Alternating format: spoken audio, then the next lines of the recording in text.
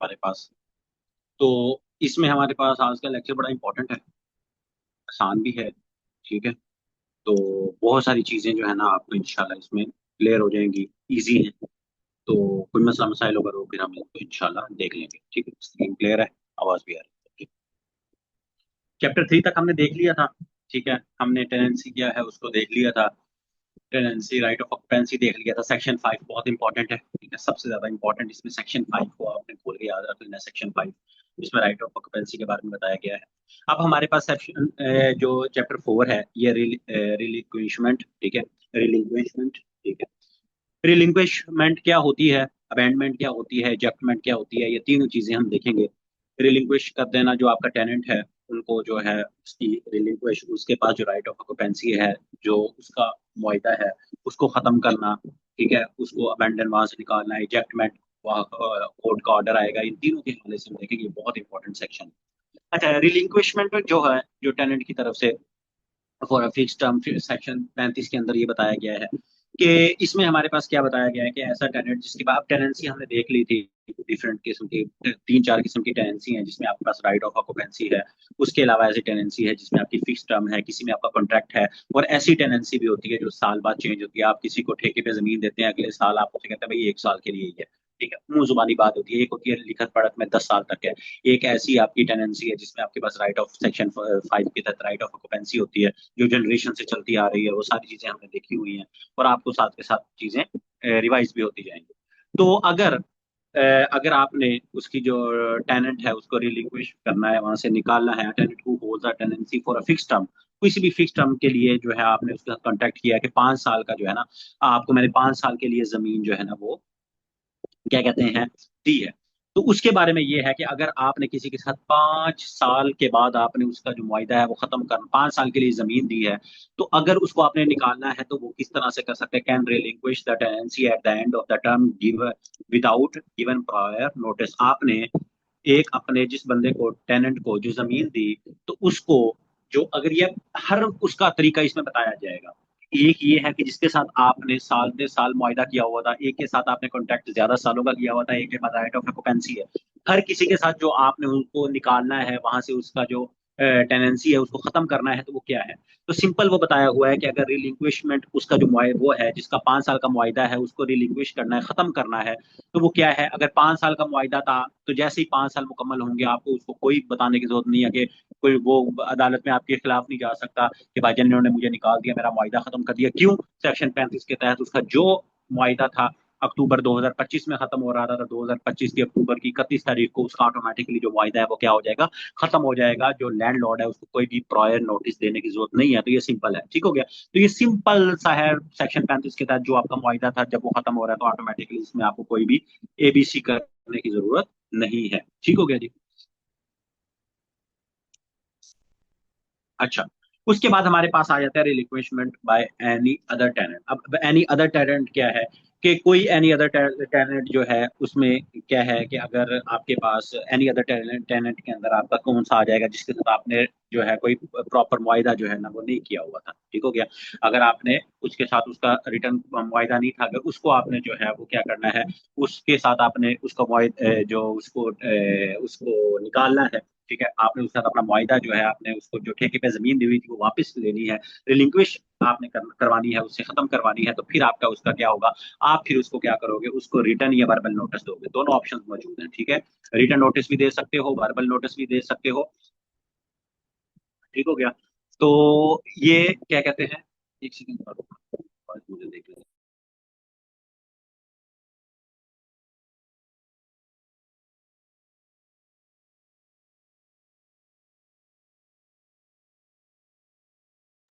अच्छा जी, ठीक हो गया।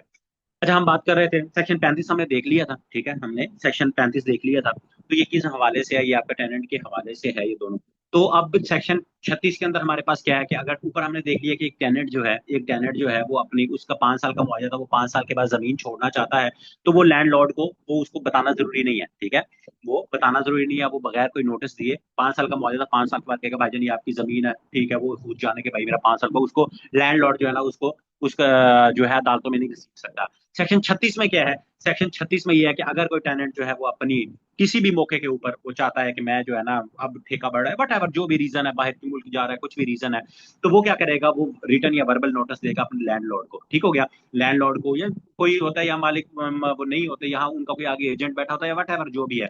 ये याद रख लेना, ये date examination point of view से बड़ी इंपॉर्टेंट है कि किसी भी साल के 15 जनवरी, ठीक है, 15 जनवरी से पहले पहले जो है उसने उसको नोटिस देना है। ठीक हो गया? उसके अंदर वो क्या करेगा, अपनी इंटेंट बताएगा कि मैं रिलिंक्विश क्यों करना चाहता हूँ, रिलिंक्विश मैंने, रिलिंक्विश क्या होता है इसको अगर आप इंग्लिश में जैसे देखे पहले बताया कि मैं छोड़ना चाहता हूँ, ठीक है, कहता है ना कि रिलिंक्विश कर दिया उसने, अपने इख्तियार रिलिंक्विश कर दिया, अपना क्राउन रिलिंक छोड़ दिया। ठीक है, छोड़ना। ठीक है, रिलिंक्विशमेंट क्या है ये, इसमें ये जो पूरा चैप्टर है इसमें आपका पहले बताया गया कि अगर टेनेंट आपका छोड़ना चाहता है, दूसरा उसमें आपको बताया गया कि अगर आप टेनेंट को लैंडलॉर्ड निकालना चाहता है, तो वो सारी हम इसके अंदर देखेंगे। तो रिलिंक्विशमेंट क्या है कि अगर पहला हमने देख लिया कि अगर मुआयदा था तो जैसे मुआयदा खत्म हुआ तो वो छोड़ सकता है, दूसरा अगर वो कहीं दरमियान में छोड़ना चाहता है तो उसने क्या करना है, रिटर्न या वर्बल नोटिस देना है अपने लैंडलॉर्ड को, बताना है 25 जनवरी, 15 जनवरी से पहले किसी भी साल के। ठीक हो गया?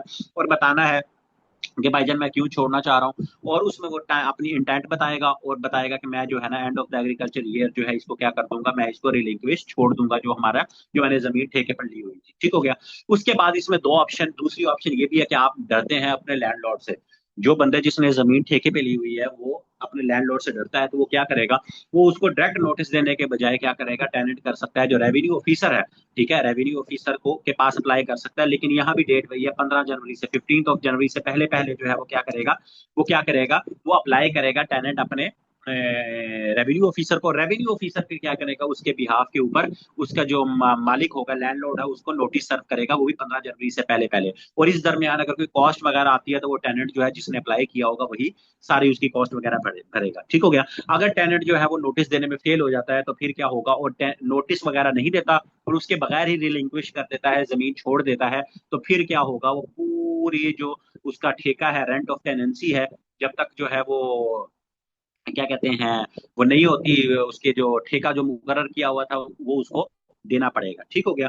या क्या कहते हैं, वो लैंडलॉर्ड जो है वो फिर खुद जाके वहां कल्टीवेट करके उससे वो जो उसने जमीन अगर लगाई होगी उससे पूरा करे, या जैसे भी। तो अगर वो नोटिस, इसमें क्या है, सेक्शन 36 के अंदर पहले में तो वो था कि अगर एक कंट्रैक्ट है या कुछ है वो उसके ऊपर जैसे खत्म होगा तो आपका ओके हो गया। ठीक हो गया? 3 साल का कॉन्ट्रैक्ट था, खत्म हो गया, उसको बताने की जरूरत नहीं है, वो छोड़ के चला गया। लेकिन अगर वैसे उसने छोड़ना है तो वो 15 जनवरी से पहले पहले जो है वो क्या करेगा, वो उसको नोटिस देगा, उसके बगैर कोई भी टेनेंट जो है वो अपनी की 35 और 36 दोनों बड़े इंपॉर्टेंट है, वो अपनी जमीन रिलिंक्विश नहीं कर सकते। ठीक हो गया? और ये भी सेक्शन 37 इंपॉर्टेंट है, लेकिन ये हम देखेंगे साथ। सेक्शन 37 में भी क्या है, इसमें जो आपका मजारा है, जो आपका टेनेंट है, उसको मना किया गया है कि ही और she can not relinquish only part of the tenancy, के मतलब कि उसके पास जो उसका कॉन्ट्रैक्ट था या उसके पास जो जमीन थी 5 एकड़ थी, वो कहे कि भाईजान मैं 2.5 एकड़ जो है ना वो मैं छोड़ रहा हूँ, बाकी 2.5 एकड़ जो है ना वो मैं अपने पास रख रहा हूँ बगैर लैंडलॉर्ड को बताए। ठीक है? तो वो अपना कोई भी ओनली पार्ट, किसी कोई भी अपनी जो टेनेंसी का हिस्सा जो है वो अपने लैंडलॉर्ड, हाँ लैंडलॉर्ड की मर्जी हो उसे कहे ठीक है भाईजान आप 2 एकड़ छोड़ दो, 3 तो ओके है, लेकिन वो अपने लैंडलॉर्ड की मर्जी के बगैर जो उसके पास जमीन है वो उसको टेनेंट जो है वो नहीं छोड़ सकता। 37 के अंदर ये लिखा हुआ है। ठीक है? अंटायर होल्डिंग जो है वो उसको छोड़, मतलब पूरी की पूरी जो 5 एकड़ थे, 10 एकड़ थे, वो सारी की सारी वो छोड़ सकता है। ये नहीं है कि वो कहे कि भाईजान मैं सेक्शन 36 और 35 और 36 इस्तेमाल करके मैं 1 एकड़ छोड़ रहा हूँ, बाकी 4 मेरे पास नहीं। अगर उसने हाँ, अगर उसका मालिक मान रहा है तो ओके है, मालिक को कोई इशू नहीं है, म्यूचुअल कंसेंट है तो ओके। अगर नहीं है तो फिर वो ये नहीं हो सकता कि वो कहे कि मैं 2 वीघे ले लेता हूँ, 3 एकड़ जो है वो उसके पास रहेंगे, तो इस तरह से नहीं हो सकता। अब हमने रिलिंक्विशमेंट देख लिया, अब हम अबैंडनमेंट के ऊपर आएंगे। अबैंडन कोई भी चीज अबैंडन छोड़ देना, इसमें क्या है, इसमें हमारे पास जो पहले था हमारे पास ये आ जाता है, जो राइट ऑफ ऑक्युपेंसी, जिनके पास राइट ऑफ ऑक्युपेंसी है टेनेंट्स के पास, ये उनके हवाले से है कि वो अमेंडमेंट किस तरह से कर सकते हैं, या कर सकते हैं या नहीं कर सकते। जो उससे पहले हमने रिलिंक्विशमेंट देखी थी वो ये उन टेनेंट्स के बारे में थी जिन्होंने मुआयदा जो कॉन्ट्रैक्ट्स पे थे, या जिनको ईयर बाय ईयर जो ठेके पे थे, ये वो टेनेंट्स के बारे में है अमेंडमेंट जिनके पास क्या है, राइट ऑफ ऑक्युपेंसी है। तो राइट ऑफ ऑक्युपेंसी के हवाले से अबैंडनमेंट सेक्शन 38 हम देखेंगे। इफ एंड ऑक्युपेंसी जो टेनेंट है वो क्या करता है, इसमें अब क्या है, इसमें ये है कि अगर वो छोड़ के भाग गया तो फिर क्या है, उसमें उन्होंने ये बताया है कि अगर जिसके पास राइट ऑफ ऑक्युपेंसी है वो 1 साल तक, ठीक है, ओवर अ ईयर जो है वो लैंड को कल्टीवेट नहीं करता, वो लैंड को क्या कर रहा है, कल्टीवेट नहीं कर रहा, ना ही कोई अपना बता रहा है कि क्या वजह है, उसके पास पैसे नहीं है, उसके घर में कोई मसले चल रहे हैं, लेट्स वट एवर जो भी है, और ना ही अपना जो है उसका जो ठेका है वो दे रहा है, ठीक हो गया। तो फिर क्या होगा, फिर ये है कि उनका जो राइट ऑफ ऑक्यूपेंसी है जो कि उनको सेक्शन 5 के तहत मिला था, वो क्या हो जाएगा, एक्सटिंग्विश हो जाएगा, उसको खत्म कर दिया जाएगा आफ्टर 1 ईयर। ये चीज याद रखना। 1 साल से ज्यादा ऐसे आपके जो मुजारे टेनेंट्स टेनेंट्स जिनके पास राइट ऑफ ऑक्यूपेंसी थी और वो 1 साल से ज्यादा हो गया है, ना वो रेंट पे कर रहे हैं, ना वो ठेका दे रहे हैं, ना जो है वहाँ कल्टीवेशन कर रहे हैं लैंड को, तो फिर क्या हो सकता है, उनका जो अगर राइट ऑफ ऑक्यूपेंसी है उनको खत्म कर दिया जाएगा। ठीक हो गया। तो ये सिंपल जो है वो ये किसके हक में है, ये सेक्शन 38 जो है ये लैंडलॉर्ड्स के हक में है, टेनेंट्स के। अगर टेनेंट्स को ये बताने के लिए कि भाईजान आप ये नहीं कि आपको राइट ऑफ ऑक्यूपेंसी मिल गई, आप ना रेंट पे करो, ना ठेका दो, ना आप उसके ऊपर कोई कल्टीवेशन करो, तो आपकी जो वो क्या है 1 साल, 1 साल, ठीक है, इसमें 1 साल की लिमिट है, ये आपने याद रखनी है, एग्जामिनेशन पॉइंट ऑफ व्यू से इंपॉर्टेंट है। उसके बाद सेक्शन 39 हमारा इजेक्टमेंट है। इजेक्टमेंट है उनको निकालना जो जिन्होंने जिनके पास राइट ऑफ ऑक्यूपेंसी है टेनेंट्स के पास, उनको इजेक्ट, इजेक्ट का क्या मतलब, निकालना उनको वहां से। ठीक हो गया। तो इसमें हमारे पास ये सबसे इंपॉर्टेंट है कि जो भी आपके ऑक्यूपेंसी टेनेंट है जिनके पास ऐसे टेनेंट्स जिनके पास राइट ऑफ ऑक्यूपेंसी है, उनको इविक्ट किया जा सकता है, उनको निकाला जा सकता है, किन किन कंडीशंस के ऊपर वो हम देखेंगे। ये बड़ी इंपॉर्टेंट है, ये बार बार सेक्शन 39 जो है ना इसका आपको, ये क्योंकि ये आपका यूज होगा जब आप फील्ड में जाएंगे, आपको आपके पास वो आएंगे कि इन्होंने हमारे पास कब्जा किया हुआ है, ये इनके पास राइट ऑफ ऑक्यूपेंसी था, इनको निकालना है। तो ये सेक्शन 39 का ये बड़ा हवाला है, ये आपको डिफरेंट जगह पे यूज होगा, तो ये बहुत इंपॉर्टेंट है आपका सेक्शन 39। तो सेक्शन 39 जैसे सेक्शन 5 है, इसी तरह सेक्शन 39 भी। सेक्शन 39 में कौन कौन सी टर्म्स हैं, सबसे पहले है कि वो जो टेनेंट था जिनके पास राइट ऑफ ऑक्यूपेंसी है, जिनको जिनके पास जमीन थी, ठेके पे थी, वो किस तरह से वो उनका गलत इस्तेमाल कर रहे हैं। पहले में क्या है, वो unfit for intended agriculture process. अब किस तरह से आपने उन्हें लैंड दी, आपने उन्हें सिंपल लैंड दी, वो उसके ऊपर जो है भंग काश्त कर रहे हैं, वो उसके ऊपर जो है ऐसी फसल काश्त कर रहे हैं जिनके जमीन का पानी जिसपे पास जिससे जमीन आपकी है खराब हो रही है। ठीक है, वो अगली फसल के लिए सही, जो अगर 10 साल बाद आप देखेंगे तो आपकी जमीन वहां बंजर हो जाएगी। ठीक है, तो फिर आप क्या है वो उसको उसकी ऑक्यूपेंसी जो है वो खत्म की जा सकती है, ठीक है, उनको वहां से निकाला जा सकता है।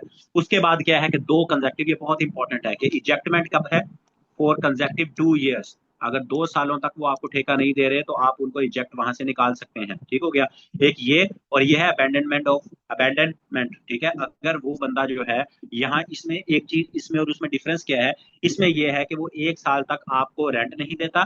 ठीक है, आपको 1 साल तक रेंट नहीं देता, और दूसरी चीज क्या है, दूसरी चीज ये है कि वो 1 साल तक कल्टीवेट नहीं कर रहा लैंड वहां। ठीक है, और फिर क्या है, यहाँ उसका 1 साल के बाद उसका राइट ऑफ ऑक्यूपेंसी जो है वो खत्म कर दिया जाएगा। ठीक है, राइट ऑफ ऑक्यूपेंसी उसको खत्म किया जाएगा 1 साल के बाद, अगर वो 1 साल को, लेकिन यहाँ वो क्या है, उसको इजेक्ट कर दिया, वहां से निकाल दिया जाएगा, वहां से उसको निकाल दिया जाएगा, उसकी राइट ऑफ ऑक्यूपेंसी खत्म कर दी जाएगी अगर वो 2 साल तक कंजेक्टिव जो है वो आपको क्या है, वो आपको ठेका नहीं दे रहा। उसके बाद ब्रीचिंग, अगर कोई कॉन्ट्रैक्ट था, 5 साल का कॉन्ट्रैक्ट था, उसमें लिखा हुआ था कि हर साल बाद 10-10 हजार ठेका बढ़ेगा, तो वो 10 हजार नहीं बढ़ा रहा, तो फिर क्या है, उसको खत्म किया जा सकता है। Non cultivation of land for more than 1 year, ये सेम ऊपर वाला आ गया कि अगर वो 1 साल से ज्यादा जो है वो लैंड कल्टीवेट नहीं कर रहा, तो उसको वहां से क्या किया जा सकता है, इजेक्ट किया जा सकता है, इविक्ट किया जा सकता है, निकाला जा सकता है। ठीक हो गया, ये तो ग्राउंड्स आ गए। ठीक हो गया, वो ग्राउंड्स आ गए किन के लिए, ऑक्यूपेंसी टेनेंट्स के लिए जिनके पास राइट ऑफ ऑक्यूपेंसी है। अब ग्राउंड्स सेक्शन 40 में किन के लिए बताए गए हैं, सेक्शन 40 में बताया गया है कि उनको इजेक्ट उन उन आपके मज़ारों को, उन मुस्ताजरों को, उन जिन्होंने आपसे जमीन ठेके पे ली हुई थी फिक्स टर्म के लिए, उनके लिए ग्राउंड्स क्या हैं, उनके लिए भी सेम ही ग्राउंड्स हैं जो कि ऑक्यूपेंसी टेनेंट्स के पास हैं। क्या, tenant holding land for the fix term, मतलब आपने किसी को ठेके पे जमीन दी 4 साल के लिए। ठीक हो गया, उनको भी किन कंडीशन के ऊपर एविक्ट किया जा सकता है, वही सेम जो आपने उनके साथ टर्म की जो बड़ी कंट्रैक्टर एग्रीमेंट था, आप उनके ऊपर भी उनको कर सकते हैं अगर उन्होंने कल्टीवेशन नहीं की, और उसके बाद जो भी लैंड के एग्री हुआ था जो कॉन्ट्रैक्ट में था, उन्हीं बेस के ऊपर आप उनको भी निकाल सकते हैं। तो ये सेम ग्राउंड है दोनों के लिए, सिर्फ एक में ऑक्यूपेंसी टेनेंट्स के लिए जो सेम ग्राउंड्स हैं कि वो 2 साल तक आपको रेंट नहीं देते, उसके बाद जो है वो आपका कल्टीवेट नहीं करते मोर देन 1 ईयर, या जो भी आपने कॉन्ट्रैक्ट के अंदर लिखा हुआ था, तो उसके ऊपर आप उनको भी वहां से क्या कर सकते हैं, उनसे खाली करवा के उनकी राइट ऑफ ऑक्यूपेंसी क्या हो सकती है, खत्म हो सकती है, एक्सटिंग्विश हो सकती है। सेक्शन 41 में ejectment of the tenant from year to year, 3 तरह के आपके टेनेंट है, एक आपका ऑक्यूपेंसी टेनेंट है, एक फिक्स टर्म के लिए है, तीसरा है साल, ईयर टू ईयर। ठीक है, तो उनको अगर आपने निकालना है 41, ये बड़ा इंपॉर्टेंट है कि आप किसी को जब ठेका देते हो, ठेके पे देते हो, तो आपने सिर्फ ये आपने कहा भाई अगले साल तक देखो, अगले साल मैं फिर देखूंगा, आपको देनी है कि अगले को देनी है, अगले साल फिर आप उसको दे देते हो, फिर उसे कहते हो भाई एक साल के लिए जमीन दे रहा हूँ, उसके बाद देखूंगा। तो ये उसके लिए है।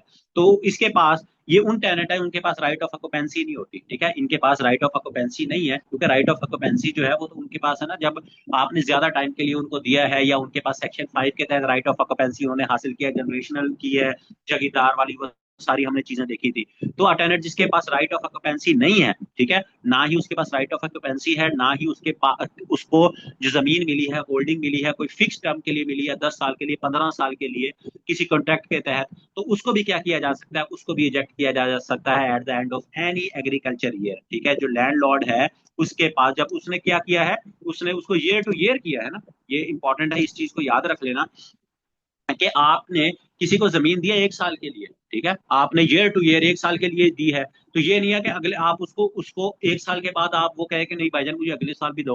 तो आप सेक्शन 41 के तहत जिसको 1 साल के लिए दिया है उसे बता दिया भाईजान 1 साल के लिए, ईयर टू ईयर है, ना आपके पास राइट ऑफ ऑक्यूपेंसी है, ना हमने 5 साल का मुआयदा, कोई रिटर्न मुआयदा भी नहीं किया, आपने बस उसको जमीन दे दी, मुंह जुबानी जमीन दे दी, तो उसके ऊपर जो है आप उसको 1 साल बाद वहां से क्या कर सकते हैं, निकाल सकते हैं। ये सिंपल सी चीज है, तो ये आपने याद रख लेनी है। जो आपने जो नोटिस वगैरह देने हैं, जो इजेक्ट बाकी को जो चीजें हैं, वो आप जिनके साथ कॉन्ट्रैक्ट किया है आपने रिटर्न, या जिनके पास राइट ऑफ ऑक्यूपेंसी है सेक्शन 39 और 40, वो बाकी जो सेक्शन 41 में ये है, जो ईयर टू ईयर जिसको एक साल बाद आप उनको इजेक्ट कर सकते हैं, निकाल सकते हैं एट द एंड ऑफ किसी भी एग्रीकल्चर ईयर के ऊपर, जब आपका दिल करे आप उनको निकाल सकते हैं।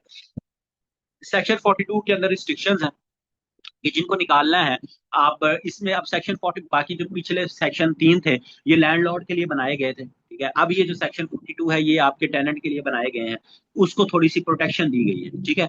तो टेनेंट जो है उसको नहीं निकाला जा सकता उसकी जुबान उसकी लैंड से, किसमें, कि अगर जो है except in the execution of a decree for ejectment, अगर कोई कोर्ट की डिग्री आ गई, कोई in exception of a decree, अगर कोर्ट की कोई डिग्री आ गई तो उसको तो फौरन ही निकाल दिया जाएगा, ठीक है। डिग्री आ गई, कोई कोर्ट ने हुक्म दे दिया कि भाईजान उसको, उस लैंडलॉर्ड ने केस किया हुआ था, तो जैसे ही आ गया तो उसको निकालना पड़ेगा। लेकिन अगर कोई कोर्ट का हुक्मनामा इस तरह से नहीं है, ठीक है, ये सर, तो फिर क्या है, फिर सर्टन कंडीशंस जो है ना वो मेट होनी चाहिए। कौन कौन सी जी, अगर if a tenant has not paid the arrears of rent, ठीक है, अगर जो आपका मुजारा था उसने एरियर्स, यही है ना, आप क्यों निकालेंगे किसी को कि उसने आपके पैसे नहीं दिए हुए, उसने अगर पैसे नहीं दिए हुए, ठीक हो गया, उसने पैसे नहीं दिए हुए, मामला अदालत में चला गया, और जो मामला आया वो क्या हो गया, वो उसके खिलाफ आ गया, ठीक हो गया, फिर उसके बाद क्या है, तो फिर अदालत ने कहा कि भाईजान निकाल दो, तो फिर क्या हो गया, आप उसको फौरन ठग से करके आप उसको वहां से इजेक्ट कर देंगे, निकलवा देंगे, आपको अलहदा अदालत जाकर उसको निकलवाने के हुक्म की जरूरत नहीं है, ठीक हो गया। याद याद रख लो कि अगर उन्होंने कहा है कि किसी भी टेनेंट को अगर आपने निकालना है, ठीक है, तो किस में जो अदालत का जो हुक्म होगा in the execution of decree for ejectment, जो लीगल हुक्म होगा उसके ऊपर आप निकाल सकते हैं। वो हुक्म किस तरह का हो सकता है, वो उस हुक्म में ऐसे है कि अगर आपके जो टेनेंट था, जो आपका जिसको आपने जमीन दी हुई थी, उसने किराया नहीं, आपका जो ठेका है वो नहीं दिया हुआ था, ठेका नहीं दिया हुआ था, लैंड रेवेन्यू कह रहा हूँ, सॉरी, जो रेंट था वो उसके एरियर्स कायाचात बन गए थे, 15 जून को देना था, 2 महीने ऊपर हो गए, उसने नहीं दिया, तो अदालत ने हुक्म दे दिया कि भाईजान इसका जो है ना ये पैसे दे अपना, तो वो पैसे नहीं दे रहा था, तो उसी को उसके लिए, उसको निकालने के लिए नए हुक्म की जरूरत नहीं होगी, वही जो हुक्म अदालत ने दिया होगा उसी की बेस के ऊपर उसको इजेक्ट किया जा सकता है। नो राइट ऑफ ऑक्यूपेंसी, और ये सिंपल सा वही जो ऊपर आ गया, जो हमने ऊपर भी देखा था कि अगर किसी टेनेंट के पास राइट ऑफ ऑक्यूपेंसी नहीं है, या उसके पास कोई फिक्स टर्म, कोई कंट्रैक्ट वगैरह नहीं है, तो उनको भी निकाला जा सकता है without a degree, as landlord follow the procedure. ये इसकी बात हो रही है कि आपके पास फिक्स टर्म वाली अगर आपके पास फिक्स टर्म की कोई कंट्रैक्ट है लैंडलॉर्ड और आपके टेनेंट का, तो जो है कोई मसला फिर आपको नहीं निकाला जा सकता, मतलब फिर तो एक वो पूरा वो प्रोसीजर है ना। और या अगर आपके पास जो है ऑक्यूपेंसी टेनेंट, क्योंकि इनके लिए कंडीशंस है ना, आप ऐसे तो नहीं निकाल, ऑक्यूपेंसी टेनेंट को ऐसे नहीं निकाल सकते कि मुंह उठाया आपका दिल किया निकाल दिया। आप उसको क्यों क्यों निकालोगे, उसके लिए ये है कि अगर उसने रेंट नहीं पे किया हुआ, अगर उसने कॉन्ट्रैक्ट ब्रीच किया है, जमीन कास्ट नहीं कर रहा, दोनों के लिए सेम कंडीशन है। लेकिन जिस ईयर टू ईयर जिस बंदे को आपने दिया हुआ है ठेका, उसको आप जब मर्जी निकाल सकते हो, तो इसीलिए रिस्ट्रिक्शन उन्होंने ये लगाई है कि आप सिर्फ दो लोगों को जो है, सिर्फ उन टेनेंट्स को आप फौरन जो है इजेक्ट कर सकते हो, निकाल सकते हो। एक तो जिनका अनपेड रेंट हो उसके, और अनपेड रेंट के खिलाफ अदालत का हुक्म आया हो तो आप उनको फौरन निकालोगे। और दूसरे वो होंगे जिनके पास ऑक्यूपेंसी राइट नहीं होंगे, या जिनके पास जिनके साथ आपका कॉन्ट्रैक्ट होगा उनके अलावा, मतलब जिनको आपने 1 साल 2 साल के लिए जमीन दी होगी, तो आप उसको बगैर किसी डिग्री के निकाल सकते हो। ठीक हो गया? तो ये इजी सा है, ये आपको समझ आ गया होगा। अगर कोई होगा तो इशू मुझसे आप पूछ लेना। अच्छा, सेक्शन 43 में एप्लीकेशन, और ये इंपॉर्टेंट है कि अब ऊपर चीजें आ गई कि आपने इजेक्ट करना है, उनको निकालना है, तो अब उनका प्रोसेस आगे आ गया। सेक्शन 43 में कि आपने उनको जो निकालना है, आपके टेनेंट को, उनको किस तरह से निकालना है। आपने जो उनको निकालना है, आपने उनको,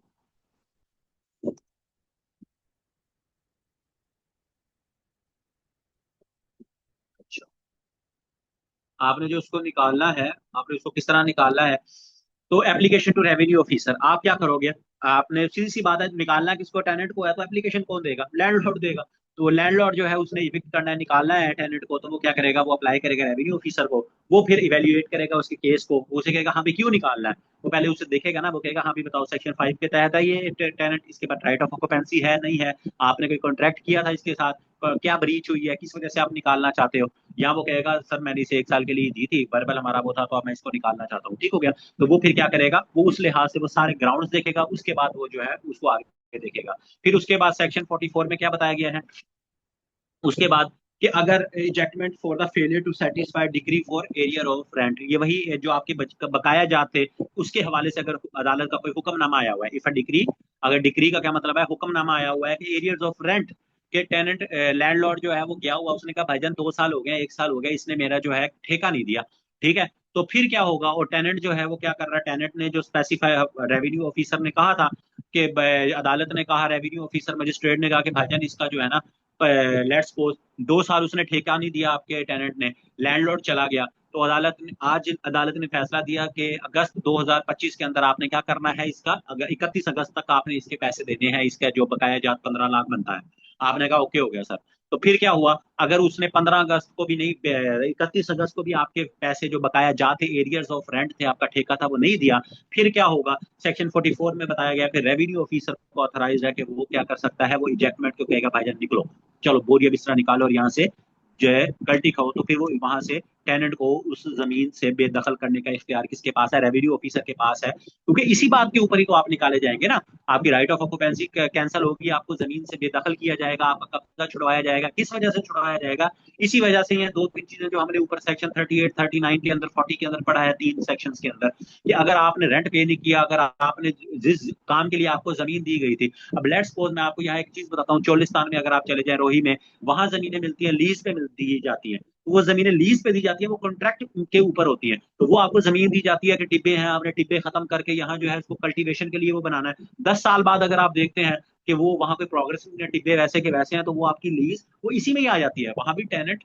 और लैंडलॉर्ड वाला ये सारे मुआहदे जो ये वो सिस्टम उधर ही चलता है। तो उसमें वो कह सकते हैं, ये इसका ये सेक्शन जो है आपका 39 जो है, उसे कहते हैं कि भाईजान नॉन कल्टीवेशन ऑफ लैंड। ठीक है? तो यहाँ हमारा मुआहिदे में ये लिखा गया था कि 10 साल तक ये वहां बिल्डोजर वगैरह वो चला के जमीन सीधी करेंगे, उसके बाद 15 साल बाद कल्टीवेट करेंगे। 25 साल हो गए अभी तक इन्होंने जमीन ही नहीं उगाई, तो मैं जो है ना ये क्या कर सकते हैं, मैं इसको टेनेंट को यहाँ से निकाल रहा हूँ, कहेगा भाई हमारा मुआहिदा तो इतना था, वो कहेगा नहीं भाईजान सेक्शन 39 की आपने क्या कि जो सब क्लास 4 थी आपने उसकी क्या की, उसकी ब्रीच की है। तो ये इस तरह का ये इसका सिस्टम होता है। तो रेवेन्यू ऑफिसर के पास ये इख्तियार है। ठीक है? रेवेन्यू ऑफिसर के पास ये इख्तियार है कि वो क्या कर सकता है, वो उसको निकाल देगा कि भाईजान आपने क्या किया है, आपने पैसे नहीं दिए या कोई और आपने कॉन्ट्रैक्ट की ब्रीचमेंट की है, तो आप वहां से निकलो। उसके बाद इसका प्रोसीजर बताया गया है। प्रोसीजर बड़ा सिंपल सा है कि आपने टेनेंट को नोटिस देना। ये प्रोसीजर कौन करेगा, ये सारा प्रोसीजर आपने जब एप्लीकेशन दी है, एप्लीकेशन के बाद सिस्टम शुरू होगा। आपने एप्लीकेशन दी, जो भी आपका मामला था, उसने रेंट पे नहीं किया था, जो भी मामला था, तो उसमें आपने क्या करना है, सबसे पहले रेवेन्यू ऑफिसर जो है वो नोटिस देगा। नोटिस क्या है, नोटिस वो देगा कि वो जब नोटिस आज के दिन चला गया तो वो उसे कहेगा कि भाईजान अगर मैंने आज आपको नोटिस दे दिया है, तो आपने क्या करना है, आपने 15 क्या कहते हैं 30 सितंबर के अंदर अंदर, ठीक है, आप लेट्स सपोज आज 15 तारीख है, तो 30 सितंबर के अंदर अंदर आपने क्या करना है कि 15 दिन के अंदर अंदर आपने जो पैसे हैं, जो भी मामला है, वो उसने पे करना है। अगर वो पैसे पे नहीं करता, ठीक है, 15 दिन के अंदर अंदर, तो फिर रेवेन्यू ऑफिसर क्या करेगा, वो 15 दिन के बाद जैसे ही वो 30 सितंबर, 15 सितंबर को उसने नोटिस निकाला, 30 सितंबर को उसने कहा पैसे दो, 30 सितंबर तक नहीं देता तो वो उसके इजेक्टमेंट का ऑर्डर निकाल देगा भाईजान कि आप जाओ। हाँ, लेकिन अगर वो पैसे नहीं देता, वो कोई और रेवेन्यू ऑफिसर को अपनी वजह बता देता है कि भाईजान मेरा ये इशू था, वहां सैलाब आ गया था, वहां फलाना मसला हो गया था, वहां ये इशू हो गया था, तो फिर रेवेन्यू ऑफिसर का इख्तियार है कि वो उसे ना निकाले, और वो एक इख्तियार है वो उसे ना निकाले, और उसे उसके लैंडलॉर्ड को बुला के बता के समझा दे कि या वो उनका आपस में वो करवा दे कि भाईजान 2 महीने बाद पैसे मिल जाएंगे, या इसको अभी नहीं निकाल सकते। वो कोई भी रीजन अगर दे देता है, ये नहीं है तो उसने लाजमी ही निकालना है। तो इसमें लिखा हुआ है कि टेनेंट अगर जो गुड अपना कोई एक कॉज, जो उसका कोई एक वजह दे दे उसको कि भाईजान मुझे ये, मेरे पास ये वजह है कि मुझे इस जमीन से ना निकाला जाए, तो उसको फिर रेवेन्यू ऑफिसर उसको नहीं निकालेगा। ठीक हो गया। ईयर बाय ईयर जिसका हमने सेक्शन 40 के अंदर देखा था। तो ये उसी का आ गया कि जो टेनेंट है हमारे पास, जिसके पास राइट ऑफ ऑक्यूपेंसी नहीं है, ये जो ऊपर हमें बताया गया था, ये हमारे पास जो एडजस्टमेंट वगैरह बताई गई थी, ये हमारे पास किन के लिए बताई गई थी? ये उन लोगों के लिए बताई गई थी जो जिनके पास राइट ऑफ ऑक्यूपेंसी है, ये जिनके पास कॉन्ट्रैक्ट है। ठीक है, जिनके पास कोई कॉन्ट्रैक्ट है। लेकिन ये उनके बारे में बताई गई जिनके पास ना राइट ऑफ ऑक्यूपेंसी है, ना उनके साथ कोई कॉन्ट्रैक्ट हुआ था। तो उनको क्या है, उनको वही सिंपल सी चीज है। इस सेक्शन 45 में कुछ आपको वो सेम प्रोसीजर वही है, ये जो मैंने ऊपर ये बताया था, ये सेक्शन 41। तो जो सेक्शन 41 में लिखा हुआ है कि इसको लैंडलॉर्ड जो है at the end any agriculture year के ऊपर निकाला जा सकता है, सेम वही चीज इसमें लिखी हुई है कि हमारे पास एनी एग्रीकल्चर ईयर के एंड के ऊपर उसको लैंडलॉर्ड जो है वो निकाला। इसका प्रोसीजर क्या होगा? इसका प्रोसीजर भी वही होगा कि लैंडलॉर्ड जो है वो यहाँ क्या करेगा, रेवेन्यू ऑफिसर के पास जाएगा कि भाईजान इसको निकाला जाए। रेवेन्यू ऑफिसर जो है, इसमें यहाँ ये इंपॉर्टेंट है कि 15 नवंबर के एग्रीकल्चर ईयर होता है ना, खत्म होना होता है, तो वो 15 नवंबर से पहले पहले जो है ना वो उसे नोटिस जारी करेगा टेनेंट को कि भाईजान लैंड खाली कर दो। कोई भी डेट के मतलब उस हवाले से कि जनवरी तक कर दो, वो जैसे फसल की डेट होगी कि जो फसल क्योंकि 1 साल के लिए मिली है, तो वो उसे कहेगा 10 जनवरी है, 15 जनवरी है, उससे पहले पहले जो है ना आपको एग्रीकल्चर ईयर खत्म होने से पहले पहले जो है ना आपने क्या करना है, इस जमीन को खाली करना है। तो वो सिंपल जो है फिर टेनेंट जो है वो नोटिस जब उसको मिल जाएगा, तो उसके पास वो राइट है कि वो उसको करे। अगर वो उस जमीन पर रुकना चाहता है तो कंटेस्ट कर सकता है, लेकिन नहीं करेगा। तो अगर वो करना चाहता है तो फिर उसके लिए एक ये है कि अगर वो करना चाहता है तो उसको फिर क्या करना पड़ेगा, उसको सूट जो है सिविल कोड, सिविल उसके अंदर जो है वो सूट एक फाइल करना पड़ेगा, सिविल सूट। मतलब उसको फाइल करना पड़ेगा कि भाईजान मुझे जो इजेक्टमेंट मुझे निकाला जा रहा है, तो वो मुझे जो है ना वो उसको कंटेस्ट कर सकता है, उसकी मर्जी है। ठीक है, वो उसकी मर्जी है, लेकिन जो नोटिस है वो उसको यही मिलेगा कि भाईजान आपने जो अगर आपके पास कॉन्ट्रैक्ट है या राइट ऑफ ऑक्यूपेंसी आपके पास, तो आपको 15 दिन के अंदर अंदर जो है वो खाली करना है, या रेंट वगैरह पे करना है। लेकिन अगर आपके पास नहीं है, तो जो डेट आपको रेवेन्यू ऑफिसर देगा, आपको उसके अंदर अंदर जो है वो जमीन जो है वो खाली करनी है। तो और दूसरी बात यह है, ये याद रख लीजिएगा कि जो उसने सूट फॉलो करना है, जब उसको नोटिस सर्व होगा उसके 2 महीने के अंदर अंदर, लेट्स सपोज उसको 1 सितंबर को नोटिस सर्व हुआ, तो सितंबर और अक्टूबर से अक्टूबर के अंदर अंदर जो है वो उस नोटिस के उसको कहा गया कि भाईजान ये जमीन अपनी खाली कर दो। ठीक है, ये फलानी तारीख आपको दी गई है, 10 जनवरी से पहले जमीन खाली करनी है आपने, क्योंकि आपके पास ना कॉन्ट्रैक्ट है, ना आपके पास राइट ऑफ ऑक्यूपेंसी है। आपके लैंडलॉर्ड चाहता है कि अब आपको अगले साल जमीन नहीं मिली, तो आप जो है ये जमीन खाली कर दो रेवेन्यू ऑफिसर के पास। रेवेन्यू ऑफिसर ने ये नोटिस भेज दिया 1 सितंबर को। तो जो टेनेंट था, जो ठेकेदार था, उसने क्या किया, उसने कहा नहीं भाई मैं क्यों खाली करूं, मैं तो नहीं खाली कर सकता। तो वो क्या करेगा, उसके पास वो कहेगा कि मैं एक और साल रखना चाहता हूँ, ये अगर किराया ठेका बढ़ाना चाहता है, मैं ठेका ज्यादा दूंगा, लेकिन जमीन मैंने रखी है। तो फिर क्या है, वो एक लॉसूट फाइल कर सकता है सिविल कोर्ट के अंदर। तो उस वो कब कर सकता है, 2 महीने के अंदर अंदर जो है वो, जब उसको नोटिस मिलेगा उससे 2 महीने के अंदर अंदर वो कर सकता है। पावर टू मेक रूल, ये आप बहुत ज्यादा इसको एक्सप्लेन करने की जरूरत नहीं है कि बोर्ड ऑफ रेवेन्यू के पास ये इख्तियार है कि वो रूल्स वगैरह बना सकते हैं इजेक्टमेंट के, कि जो निकालना है किस तरह निकालना है, कौन उसमें जाएगा, पुलिस की मदद ली जाएगी, किस तरह से मामला होंगे। ठीक हो गया, और उसके नोटिफिकेशन वगैरह वो करेगा। टाइम फॉर इजेक्टमेंट 47 बहुत इंपॉर्टेंट है। ठीक हो गया। तो रिस्ट्रिक्शन, टाइम फॉर इजेक्टमेंट, एक तो इसमें रिस्ट्रिक्शन है।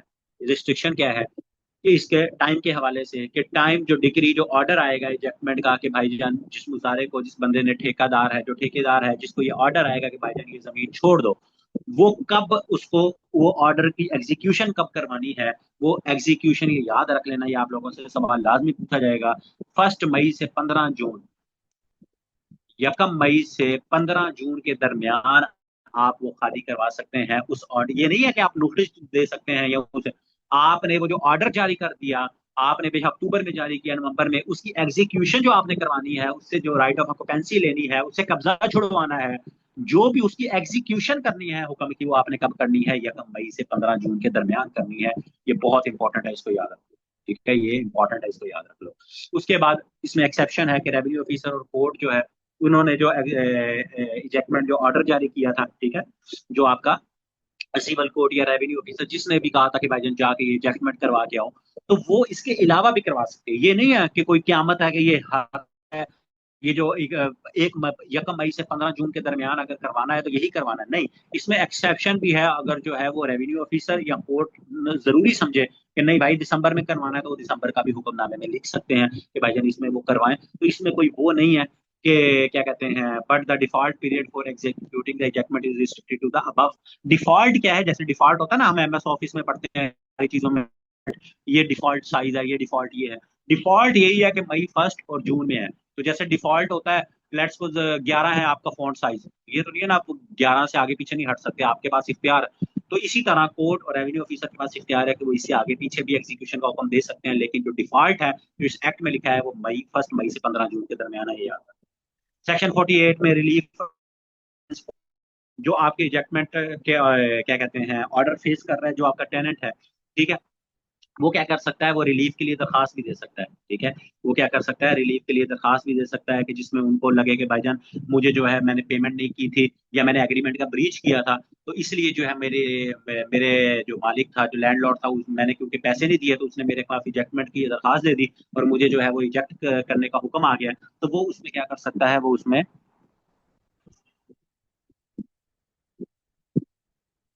इजेक्टमेंट के वो उसे क्या कर सकता है, वो उसको उसके खिलाफ जो है वो क्या कर सकता है, वो रिलीफ की दरखास्त भी दे सकता है। और अगर उसके पास कोई वो अपनी कोई शो करे कि हाँ भाई मैंने इस वजह से ये कॉन्ट्रैक्ट ब्रीच किया, मेरे पास गुड रीजन थी, फ्लड आ गया था, जैसे बीच में लिखा हुआ है, मैंने लिख दिया है कि हेल्थ इश्यूज थे उसे लगता है, या उसका कोई नेचुरल कैलामिटी फ्लड वगैरह आ गया था, तो फिर जो है वो उसको रेवेन्यू ऑफिसर क्या कर सकता है, अलाउ कर सकता है कि वो उसकी पोजेशन जो है वो रखे, और उसके जो एरियर्स हैं, जिन जब तक वो मुआयदा करे, वो कहे कि लिख लिख के दे, रिटर्न में दे कि मैं 4 महीने तक दे दूंगा, 3 महीने तक दे दूंगा, अगली फसल के साथ दे दूंगा, तो फिर जो है उसको रिलीफ ग्रांट किया जा सकता है सेक्शन 48 के तहत। ठीक हो गया, बस ये थोड़ा सा इसको जल्दी जल्दी खत्म करते हैं।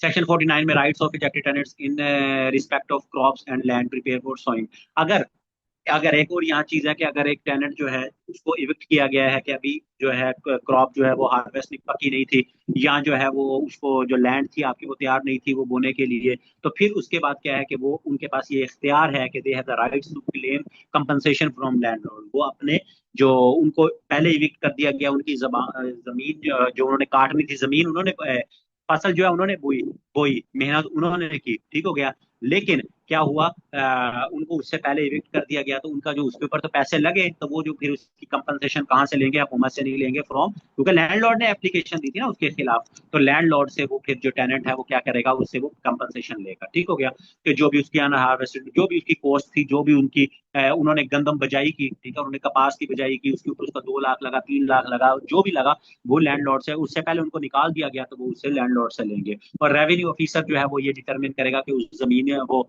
जो उसका खर्चा आया था वाकई में वो कहे कि मेरा 15 लाख खर्चा आया था, तो रेवेन्यू ऑफिसर कहेगा हाँ भाई 15 लाख नहीं आया था, इंसान का बच्चा बन 3 लाख आया था, 3 लाख बकरी ले लेता हूँ। ठीक हो गया, तो ये है। उसके बाद हमारे पास रिलीफ और रॉन्गफुल डिस्पोजेशन ऑफ इजेक्टमेंट और इजेक्टमेंट, अगर उसको गलत तरीके से वहां से निकाला गया तो उसका रिलीफ किस तरह से वो लेगा। तो उसमें उन्होंने वो बताया है कि ये इस सेक्शन 50 के तहत कि अगर उसको रॉन्गफुली जो है उसको वहां से निकाला गया है, तो फिर उसका वो क्या होगा सकता है, या उसकी मर्जी के बगैर उस दो तरह से हो सकता है ना, उसको ना बताया गया हो, उसकी मर्जी से बगैर उसको वहां से निकाला गया हो, या करेक्ट जो लीगल प्रोसीजर है, मतलब उसको ना नोटिस दिया गया हो, या इस तरह से उसको जो है वहां से कहो यकदम गए एक दिन के भाईजान तू यहाँ से निकल, तो फिर वो क्या कर सकता है, वो अपना सूट फाइल कर सकता है। ठीक है, सूट फाइल कर सकता है कि अपनी land occupancy right of occupancy वापस लेने के लिए, या कंपनसेशन के लिए कि मेरे साथ जो है इन्होंने ज्यादती की, तो मुझे जो है ना वो रेवेन्यू ऑफिसर को, कलेक्टर को, या कोर्ट के अंदर जो है वो उसको कि मुझे जो निकाल दिया है एक दफा, उसे निकाल दिया वहां से।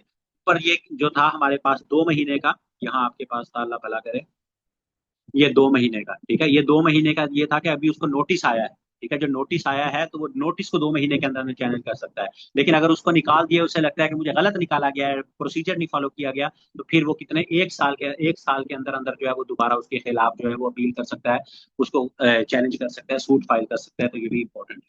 उसके बाद बार टू सिविल 50 में सिंपल सा वो लिखा हुआ है कि सेक्शन 545 के तहत, ठीक है, जो सेक्शन 45 है ये, ठीक है, ईयर टू ईयर नोटिस जो सेक्शन 45 है, उसके तहत अगर आपने कोई भी वो की है, एजेक्टमेंट की है, तो उसके ऊपर जो है वो कोई भी सिविल सूट जो है वो फाइल नहीं हो सकता, सिर्फ सेक्शन 45 पे, ठीक है, क्योंकि सेक्शन 45 में कोई था ही नहीं, ना रीचमेंट का था ना कुछ था, वो तो वर्बल था, ईयर टू ईयर कॉन्ट्रैक्ट था, उस पर आपने एजेक्टमेंट करवाई है, तो कोई भी क्या कहते हैं वो पूछा जा सकता है कि किसके तहत, कौन से सेक्शन के तहत जो आप इजेक्टमेंट करवाते हैं उसके ऊपर सिविल बार आपके ऊपर नहीं है, या कोई भी सिविल कोर्ट कार्रवाई नहीं कर सकती, तो सेक्शन 45 के तहत जो है वो नहीं कर सकती, ये याद रख लेना, ठीक हो गया।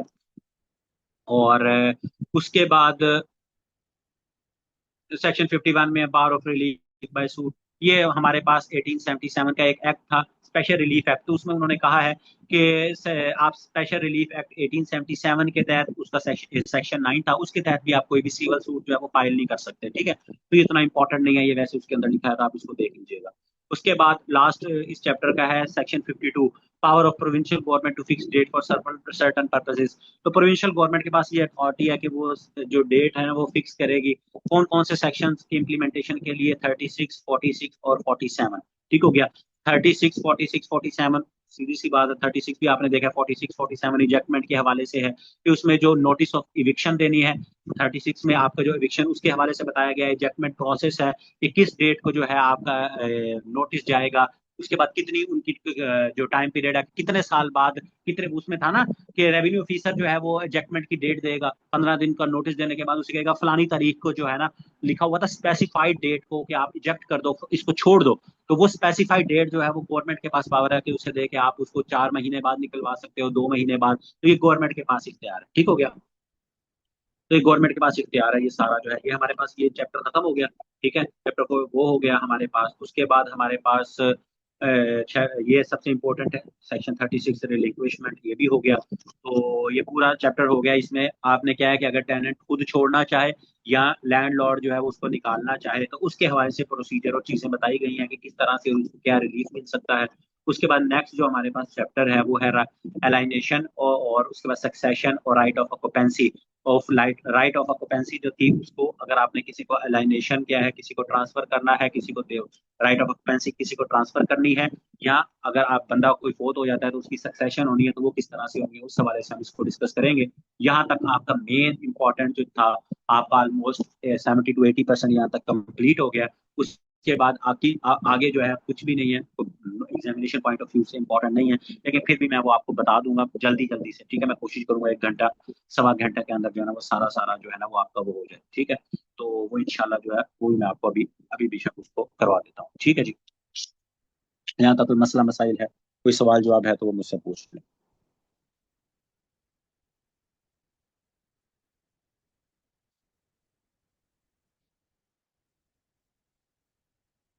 एक सेकंड जरा।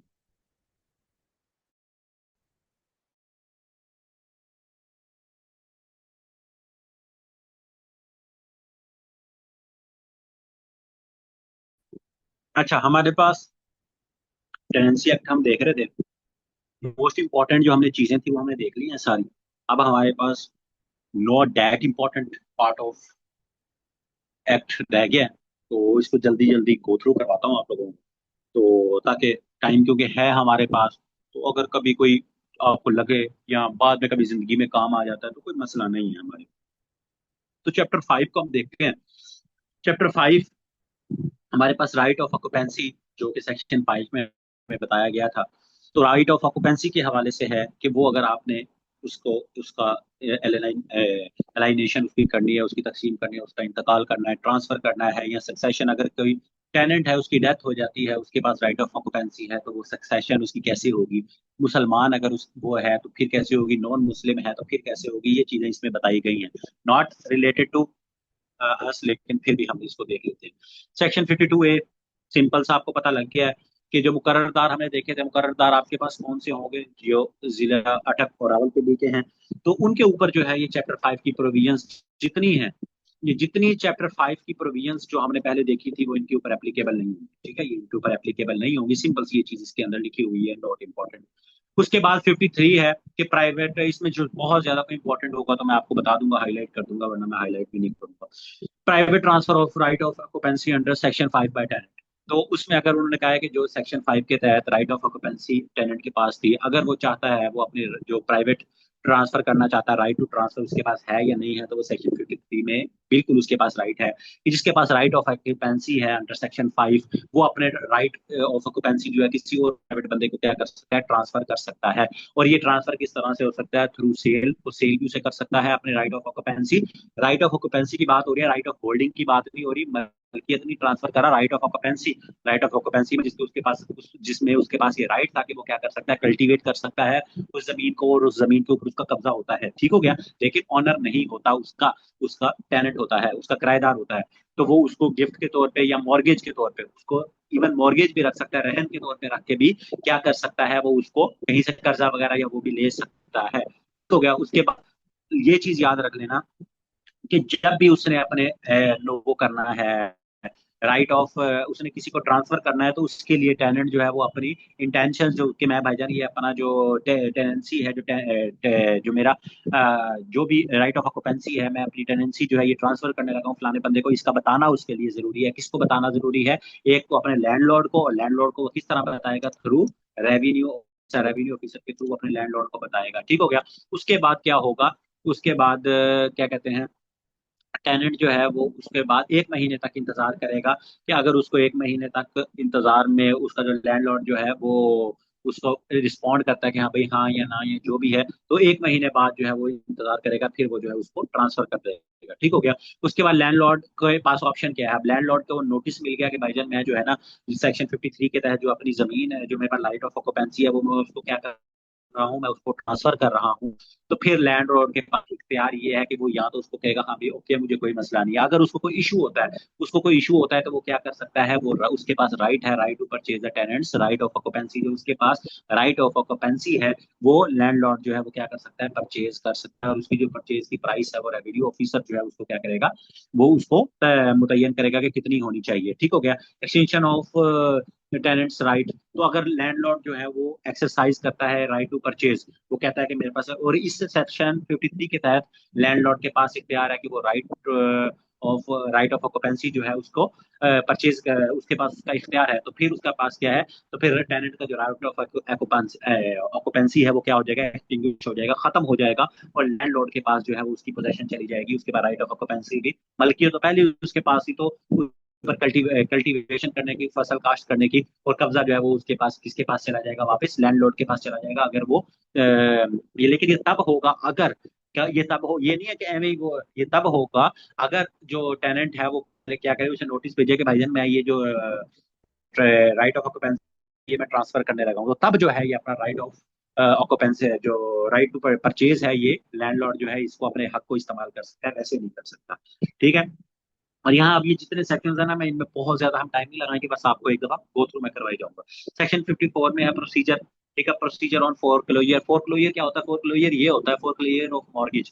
फोरक्लोजर ये होता है कि आपने एक क्लॉज है, फोरक्लोजर क्लॉज, जब भी आप किसी को अपनी जमीन देते हैं कि या आप किसी से कोई कर्जा लेते हैं, तो आप उसको कहते हैं कि मेरा ये घर जो है ना ये मॉर्गेज के तौर पे रख ले, तो मैं आपको 1 साल बाद पैसे दे दूंगा। 1 साल बाद आप जो है उसको पैसे नहीं देते, तो वो बंदा जो है वो क्या करता है, वो जो आपने मॉर्गेज रखवाई हुई थी वो उसको बेच सकता है, उसको, ठीक है, उसको उसको बेच सकता है। उसको जो बेचना है या उसके ऊपर कोई प्रोसीजर शुरू करना, उसको क्या कहते हैं, उसको फोरक्लोजर कहते हैं, उसको फोरक्लोजर कहते हैं। तो उसमें ये बताया गया है कि अगर आपके पास राइट ऑफ ऑक्यूपेंसी में आपने उसको मॉर्गेज रखवाया हुआ था, ठीक हो गया, जो मॉर्गेज आपने रखवाया हुआ था राइट ऑफ ऑक्यूपेंसी, तो उसको जो है प्रोसीजर जो है पूरा फॉलो करना चाहिए। अगर वो उसको मॉर्गेज रखवाया हुआ था और वो मॉर्गेज जो है उसने क्या किया, उसने उसको पैसे नहीं दिए, तो वो फोरक्लोजर करना चाह रहा है, उसकी राइट ऑफ ऑक्यूपेंसी को वो क्या करना चाह रहा है, पर बेचना चाह रहा है, तो उसको पूरा प्रोसीजर जो है वो फॉलो करना पड़ेगा, ताकि टेनेंट जो है वो उसको पता लगे कि भाईजान ये बंदा जिसको पास उसने अपनी जमीन रहन के तौर पर रखवाई हुई थी और वो उसको उसकी राइट ऑफ ऑक्यूपेंसी को बेचना चाह रहा है, ठीक है, उसका इंतकाल जो है वो आप मॉर्गेज के तौर पर इंतकाल करवा सकते हो, तो वो उसको बेचना चाह रहा है, तो इसमें उसने क्या पूरा प्रोसीजर फॉलो करना है कि वो टेनेंट को बताएगा, कि ये नहीं है कि चुप करके उसको बता देगा, तो ये उसमें वो बताया गया है कि वो उसको पूरा प्रोसीजर फॉलो करना है। Sale of right of occupancy under section 5 in execution of degree. Section 5, बार बार सेक्शन 5 आ रहा है, मैंने आपको, आपने बहुत दफा इसको बार बार देख लेना है, वही 4 चीजें जो मैंने आपको बताई थी कि जनरेशनल आपके पास राइट ऑफ ऑक्यूपेंसी है, मुकर्ररदार है, अगर आप जगीरदार हैं, किसी ने आपको वहां के बिठा दिया है, या आपके पास जो आप लैंडलॉर्ड थे, तो फिर आपके पास राइट ऑफ ऑक्यूपेंसी जो है वो आप जमीन आपके पास वो होगी। तो ये चार चीज, जो चार चीज उसमें लिखी हुई थी, वो आपने बार बार जो है सेक्शन 5 को ये देखना है, ठीक हो गया। अगर राइट ऑफ ऑक्यूपेंसी जो है उसको सोल्ड किया गया है, उसको बेचा गया इन द एग्जीक्यूशन ऑफ डिक्री, जो अदालत का कोई हुक्म आ गया था कि भाईजान इसको जो है ना आप एग्जीक्यूट करो और इसकी राइट ऑफ ऑक्यूपेंसी जो है इसको बेचा जाए, तो फिर क्या है, फिर उसके बाद उन्होंने इस सेक्शन के अंदर उन्होंने कहा है कि जो प्रोसीजर है ना, प्रोसीजर वो आप क्या कहते हैं वो पूरा उसमें भी आप जो है वो उसमें पूरा फॉलो करेंगे। और अंडर सेक्शन 5, मतलब सेक्शन 5 के तहत जो है वो अंडर सेक्शन 5 में जिस जिस तरह के राइट ऑफ ऑक्यूपेंसी बताए गए हैं, वो जो चार तरीके के उसके हवाले से उस हिसाब से आप जो है ना वो सारा प्रोसीजर जो है वो फॉलो करेंगे, ठीक हो गया। और मतलब उनको बताना जरूरी है कि आपकी जो राइट ऑफ ऑक्यूपेंसी जो है उनको बताया बेचा जा रहा है अदालत के हुक्म के तहत, उस हवाले से ये बताया गया है। Transfer of right of occupancy under any other section other than section 5। तो इसमें अगर जो आपका सेक्शन 5 है जिसमें ट्रांसफर ऑफ टेनेंसी राइट्स के बारे में वो जो चार वो आपको बताया गया है, उसके तहत अगर उसके अलावा जो है अगर कोई आपके उसके अंदर वो टेनेंसी के बारे में बताया गया है राइट ऑफ ऑक्यूपेंसी में, तो उसमें उन्होंने कहा है कि उसमें भी जो प्रोसीजर है प्रॉपर जो है वो पूरा बताया आपने जो है वो क्या करना है, आपका जो पूरा प्रोसीजर है आपने उसको क्या करना है जी, फॉलो करना है एक सेकंड। ठीक हो गया। इसमें भी कि आपने वो क्या करना है, अपना जो पूरा प्रोसीजर है वो क्या करना है, आपने इसको फॉलो करना है, ठीक हो गया। कि अगर आपके पास राइट ऑफ ऑक्यूपेंसी है अंडर सेक्शन 5, ठीक है, तो अदालत का कोई हुक्म आ गया है, वो तो ऊपर उसमें था कि अगर आपका क्या कहते हैं अदालत का हुक्म आ गया तो फिर भी आपने प्रोसीजर उसमें सारा फॉलो करना है। अगर आपके पास राइट ऑफ ऑक्यूपेंसी है सेक्शन 5 के अलावा किसी और सेक्शन के तहत आपके पास वो है, ठीक है, तो फिर आपको क्या है, फिर उसकी आपकी जो प्रॉपर्टी आपकी जो लैंड है उसको क्या किया जाएगा, ना ही अटैच किया जा सकता है ना ही सोल्ड किया जा सकता है। अगर आपने जो आपका लैंडलॉर्ड है उसने जो है वो कोई मुआयदा किया हुआ है कुछ इस तरह से, तो उस हवाले से इसमें ये बात बताई गई है कि आप उसको वो नहीं, उसमें भी पूरा प्रोसीजर आप फॉलो करेंगे, ठीक हो गया। सेक्शन 56 में ये आपका बताया गया है। उसके बाद सेक्शन 57 में rights and liabilities of transfer of right of occupancy, इसमें ये कहा गया है कि जिस बंदे को वो राइट ट्रांसफर हुए हैं, ठीक है, जिस बंदे को वो राइट ट्रांसफर हुए हैं ट्रांसफर ऑफ ऑक्यूपेंसी, तो वो क्या करेगा, इनहेरिट करेगा both the rights and liability. उसके पास राइट ऑफ ऑक्यूपेंसी तो आएगी आएगी, वो कल्टीवेशन कर सकता है सब कुछ, लेकिन अगर कोई रेंट बकाया है उसने अपने मालिक का देना था, कोई और चीज लायबिलिटीज है उस जमीन के ऊपर, तो वो भी उसके साथ ही ट्रांसफर होंगे सेक्शन 57 के तहत। तो ये थोड़ा सा ये इंपॉर्टेंट है, तो आप उसको देख सकते हैं, ठीक हो गया। तो कोई भी जब भी याद रखो कि जब भी आपको राइट उसके ट्रांसफर होंगे तो क्या होगा, साथ उसके ऊपर जो लायबिलिटीज थी, जो पैसे देने थे, कोई और मामला थे उसके, तो वो भी उसके साथ ही उसी बंदे को ट्रांसफर हो जाएंगे। सेक्शन 58 अनदर इंपॉर्टेंट है, सबसे मतलब इंपॉर्टेंट ये है कि एक नया कंसेप्ट है, तो इसलिए मैं आप लोगों को ये बता रहा हूँ। सेक्शन 58 में हमारे पास क्या है, सब लेटिंग। सब लेटिंग क्या होती है, सिंपल सा मैं आपको बता देता हूँ। सब लेटिंग ये होती है कि ये मैंने जो है मैंने आप लोगों से जमीन ली, मैंने जो है अहमद से जमीन ली। अहमद मेरा जो है वो क्या है, लैंडलॉर्ड है। लैंडलॉर्ड से मैंने जमीन ली ठेके के ऊपर, और मैंने क्या किया, अहमद से जमीन लेकर अहमद को बता दिया कि भाईजान जमीन मैं ले रहा हूँ आपकी, लेकिन इसके ऊपर फसल जो काश्त करेगा, मैंने आगे किसी और को जमीन, किसी और, मैंने अहमद से 1 लाख रुपए में जमीन ली, आगे 1,20,000 में किसी और बंदे को आगे ठेके में जमीन दे दी। इसको क्या कहते हैं, इसको कहते हैं सब लेटिंग, ठीक हो गया। सब लेटिंग इसको कहते हैं। सब लेटिंग अगर अलाउ है, अगर इसमें सब लेटिंग को अलाउ किया गया है, तो इसमें याद रखना है कि जो टेनेंट है वो जिम्मेदार होगा हर चीज का, और टेनेंट के ऊपर ये जिम्मेदारी डाली गई है कि टेनेंट जो है अपने सब लेटिंग अगर करेगा, सब लेटिंग जो है वो करेगा, तो उसमें वो क्या है, उसमें उसने जो अपना जो उसका लैंडलॉर्ड है उसको उसने बता के करनी है, ठीक हो गया, उसको बता के करनी है। और जिसके पास जिसको सबलेट जिसको जमीन दी गई होगी उसके पास फिर क्या होगा, राइट ऑफ ऑक्यूपेंसी उसके पास चला जाएगा, ठीक हो गया। उसके पास राइट ऑफ जो ऑक्यूपेंसी है वो उसके पास चला जाएगा जिसको उसने जमीन सबलेटिंग की होगी। और उसके बाद सब लेटिंग जो है वो मैक्सिमम कितने साल की, मेरे ख्याल में यहाँ मैंने लिखा हुआ है ये, सब लेटिंग जो है वो सिर्फ मैक्सिमम 7 साल तक आप किसी को उसको कर सकते हैं। तो ये मे भी एग्जाम पूछा जो है वो जा सकता है कि सब लेटिंग जो है वो कितने साल तक की हो, तो 7 साल जो है वो उसकी हो सकती है।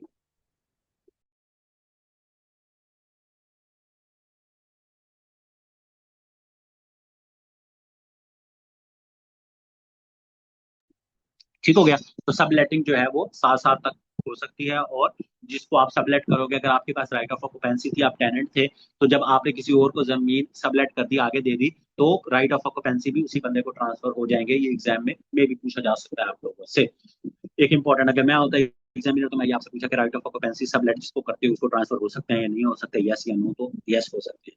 Transfer of right of occupancy, ठीक है, तो ये सेम वही चीज है कि टेनेंट जो है वो अपनी लैंड जो है इसमें 58 ये बाद में अमेंडमेंट आई थी, नॉट इतना इंपॉर्टेंट। तो इसमें हमारे पास क्या है मैं बता देता हूँ आप लोगों को।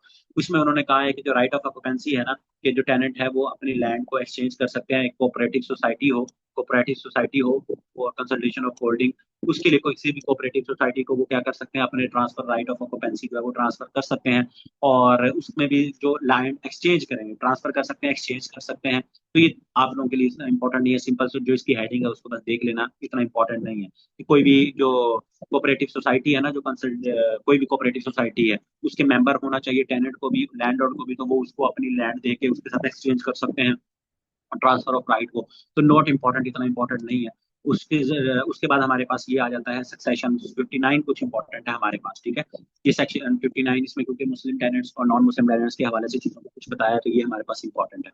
तो succession to right of occupancy इसमें हमारे पास क्या है, तो इसमें हमारे पास ये है कि जिसके पास राइट ऑफ ऑक्यूपेंसी है सेक्शन 5 के तहत, अगर उस बंदे की डेथ हो जाती है तो आगे राइट ऑफ ऑक्यूपेंसी की सक्सेशन किस तरह से होगी, तो ये उस हवाले से हमें बताया गया है। तो अगर जो टेनेंट था वो मुसलमान था तो उसकी हमारे पास सक्सेशन किस तरह से होगी, मुस्लिम शरिया लॉ के तहत होगी। सिंपल सी चीज आपने याद रखनी है, बाकी कोई ज्यादा डिटेल में आपको जाने की जरूरत नहीं है, थोड़ा सा बता देता हूँ।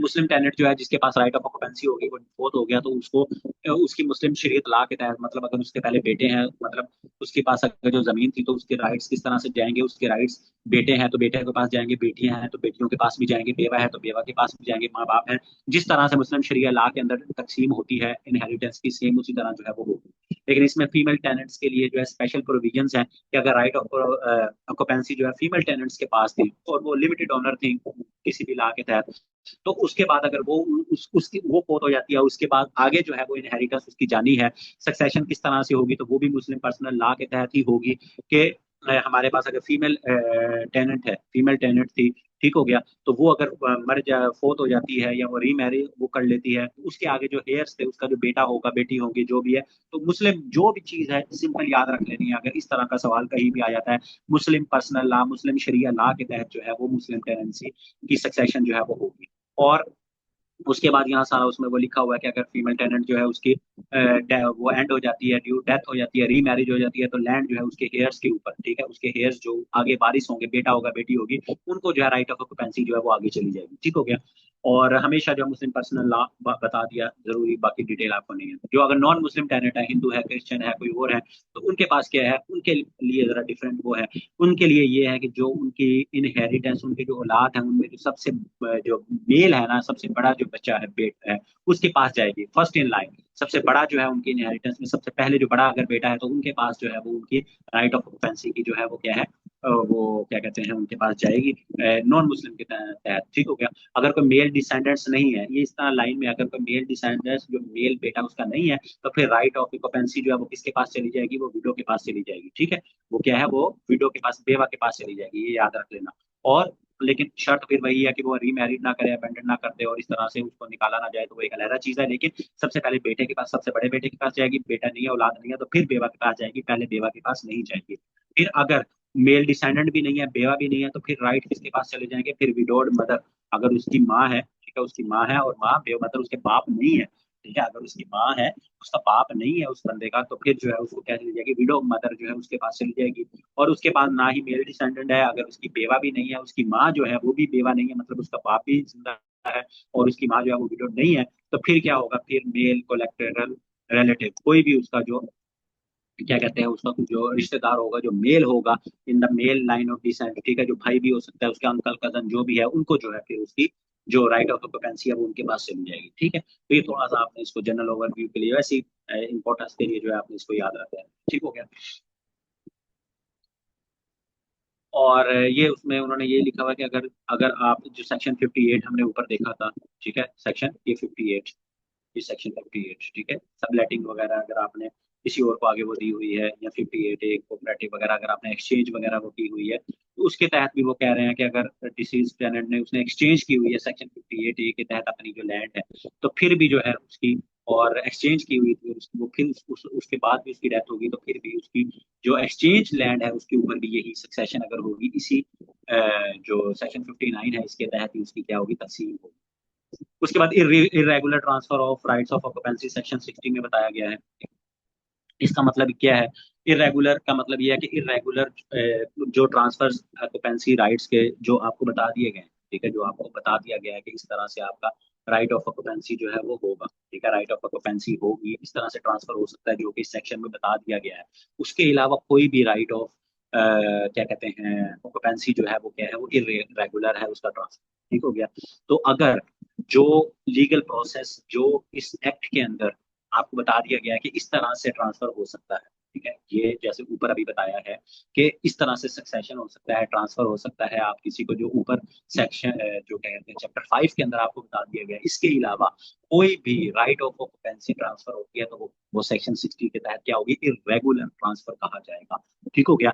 जो कि क्राइटेरिया इस एक्ट में बताया गया है उसके तहत अगर आपको ट्रांसफर करते हैं राइट ऑफ ऑक्यूपेंसी का तो वो इरेगुलर होगा, और उसको क्या किया जाएगा, इनवैलिड तस्वर किया जाएगा, इट विल बी इनवैलिड और इलीगल जो है वो उसको किया जाएगा। ठीक हो गया।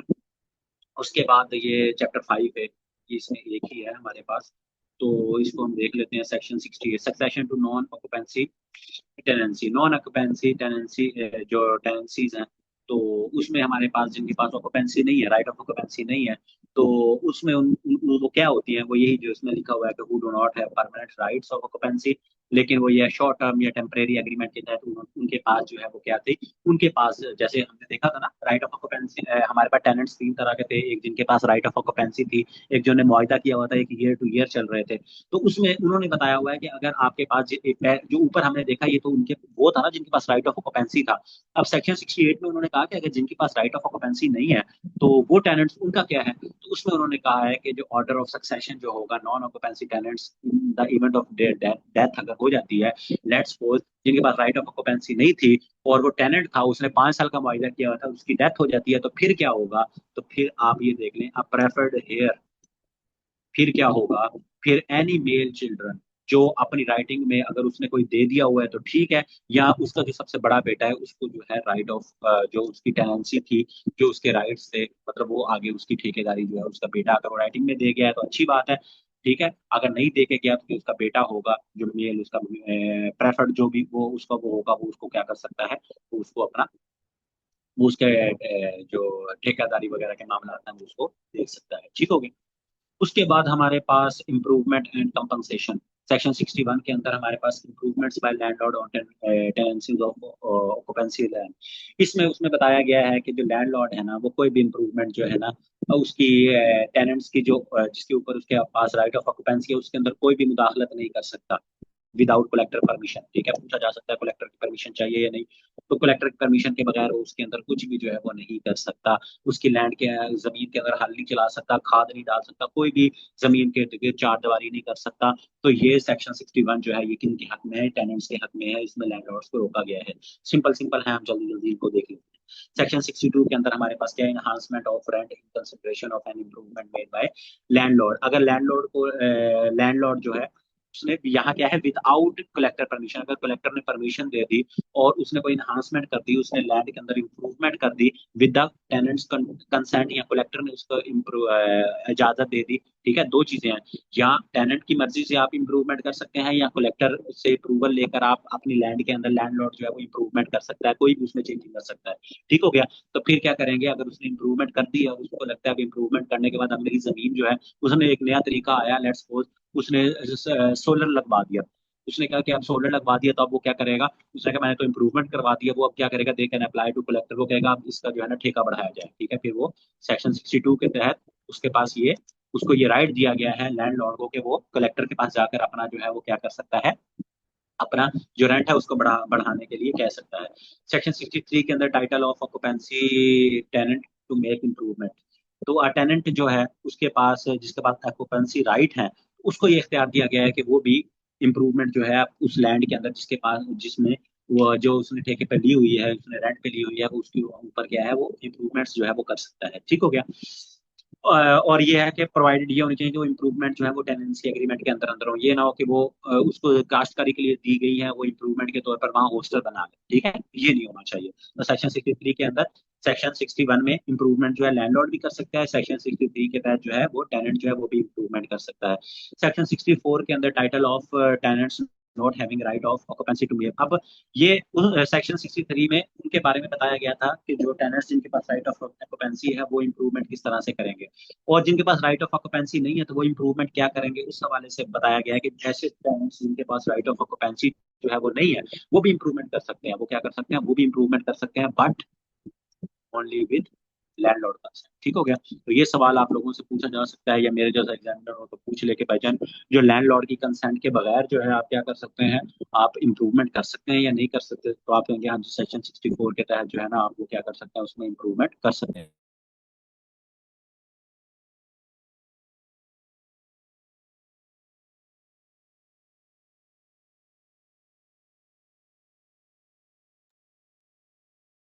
ठीक हो गया।